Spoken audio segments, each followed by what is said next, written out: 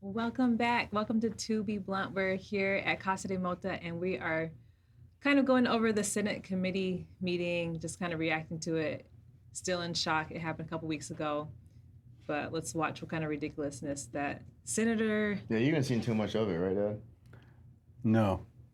Yeah, they had a 7 hour meeting. Yeah, so it's a 7-hour meeting, and what we know, like, it was by invite only, and it was all prohibitionist. So it was like no one in the industry, and yeah, it was a lot of some. You see some stuff released already. It was Hometown Hero Lucas did some great takes, rebuttaling a lot of the misinformation they're pushing down. But let's watch this real quick. His wife, I think Nancy's the one that started war on drugs, and she was made fun of and still is today. But she was right. She saw the big picture of where this stuff is so insidious and it gets into every fiber of society and every element of a family that it gets a hold of. So here we are today. We have a teacup program. It will be fairly robust once it's fully intact. I will tell you, hundreds of applicants applied for that, and the majority of those applicants were recreational pot companies from around the country. They weren't people You with have a license in the heart to TCUP try to program. fix somebody's ailments on a medical level. So Yeah, it's don't actually kid you're yourself. registered in the CURT And system. I think DPS has done a pretty good job of trying to filter out So, like, what is, quote, good Only versus gummies, tinctures, bad. But at edibles, the no end of the flour, day, no smokable. These this industry released vapes is- recently, right? Right. It's just pathetically motivated to do bad things so they can make a lot of money. I'm glad we're Did you catch that? Mm-hmm. They say they're motivated to do bad things. So they say we're all motivated to do bad things. Paying taxes, being on record. And I paid the money to file our license, so we're actually licensed in retail and the consumer hemp producer's license to actually manufacture and distribute. And I have to get a fingerprinted for each year to renew. Mm-hmm. You got to sign an affidavit. DSHS has been in here a couple of times, and they found we're all compliant every time they come in. Right. So a lot of their speak is saying that most people are bad. Well, from my perspective, there is a lot of bad actors out there, but the reason it is because they allow C-stores, gas stations to sell a product line where it's not to a standard to really sell to the Well, public. I understand none of it's compliant. They can take it out right now as the law is written as a 2018 Farm Bill. Right. They're just not doing enforcement. I would say they're doing that on purpose to make these points, to create this gate kept. And a lot of those places don't even have a retail license, and they're not enforcing the laws that are on the books right now. But you go into any regular dispensary and talk to the people there, everybody's in full compliance. They got their book of COAs, they got their licenses posted. You won't see that in any C-stores or gas station. And they got all the low-grade product out there that kids are easy to access because they can walk into a gas station and get the product, where they can't do that in any dispensary because they're going to get carded at the door, 21 or over. having a hearing about the medical side of this and the things that go with it. I'm just kind of done. This session is kind of a solution-driven session for me. I don't know where this lands. I'm filing the ban again with things that the courts have ruled that we didn't do to get that right and see what next level they can come up with. But at some point, the court's got to say, you know what? They've answered all our questions, and maybe this next session's it. But I don't want to see another family with a kid That's in the telling, basement considering non-articulate the election because cycle's coming up. So he's saying they he's trying drank to a ban all this THC for sure. beverage, Yeah.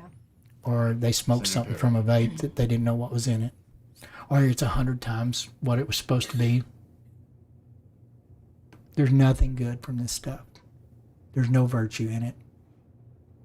The interesting dynamic is, and I don't know how to. Yeah, just pay attention. They're really confident that the next session is when they're going to ban it again or do more bans, but there's really not much more they can ban. So it's really up to us to step up and show that we have power too with our votes at this point. That's the only answer, I would say. Yeah.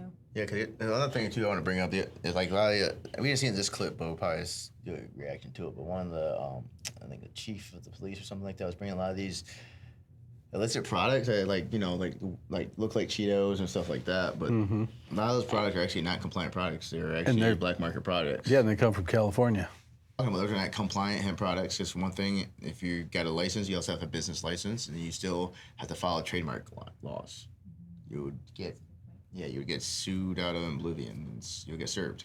And if you're a legal, lawful company, that's going to affect you.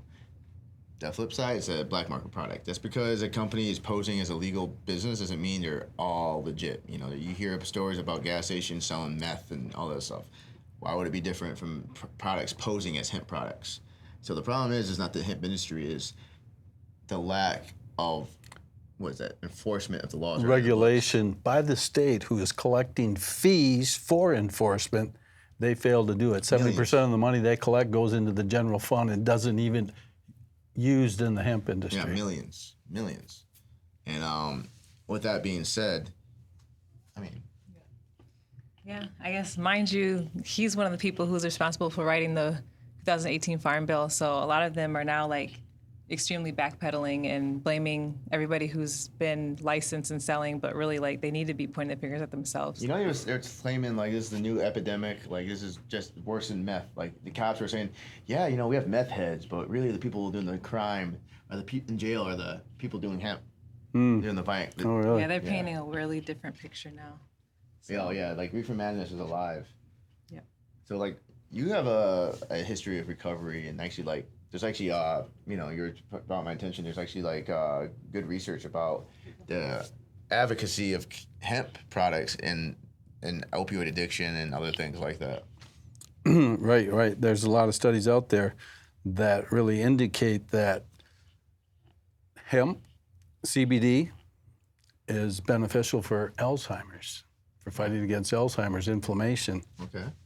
You know, that's one thing. I know from my own personal experience in getting COVID, Delta variant, where I was at home for a couple of weeks, just couldn't eat nothing. I was just doing CBD tincture and I was doing gummies and I was eating a little bit, you know, but what I was told afterwards is because of the CBD content I was taking, it suppressed the cytokine storm in my lungs. So it didn't really progress to a point where my wife was hospitalized in the hospital, 60 liters a minute BiPAP.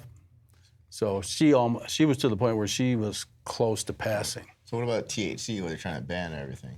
Well, the compassionate use program, when I started with them 3 years ago, I'm in the teacup in the CURT system as a patient, prescribed by a doctor.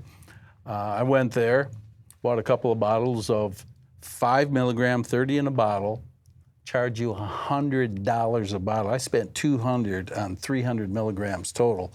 When the products out there right now are so much better tasting, especially with a dosage of CBD with it. So it's more of a medicinal effect.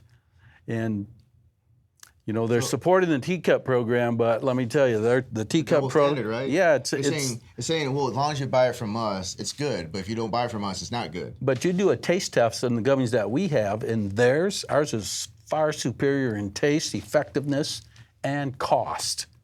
Because you can get 3 bottles of 30 count for that same $100. You get 150.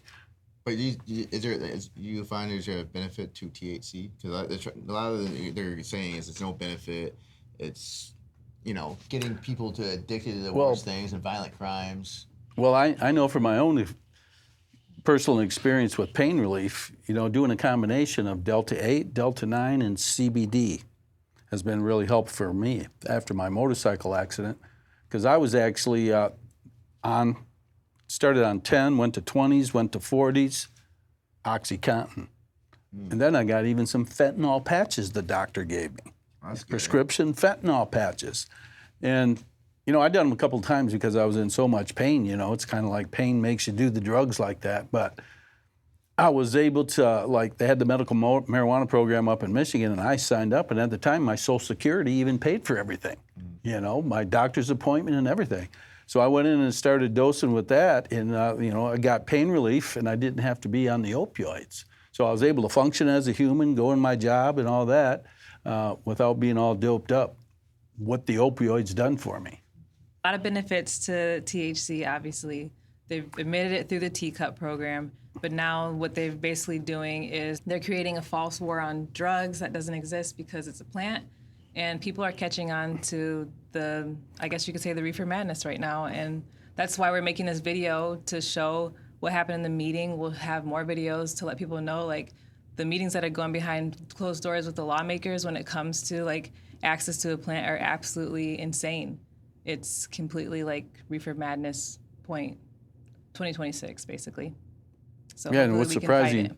what's surprising too is, they've done some polling on people Texans that support hemp, and it's got 75 to 80% favorability of Yeah. what Texans want. So all the So we constituents get, so we got all Yeah. these legislatures that just want to do their own agenda because they're in cahoots with big alcohol, the cannabis dispensaries from out of state, all trying to come over here and take over the hemp market here in Texas. So that's why they want to suppress all of us small business owners and give it to the big monopolies. Yeah. And that's why we're speaking up, because it's a very American industry. We're a family that's benefited off of it. Progress towards, like, decriminalization when you have family businesses and small businesses involved in it. But once you kick them out, that's when it really is like it's not right, and it's time to, like, definitely call out those corporations and everybody that's involved with this. So, yeah.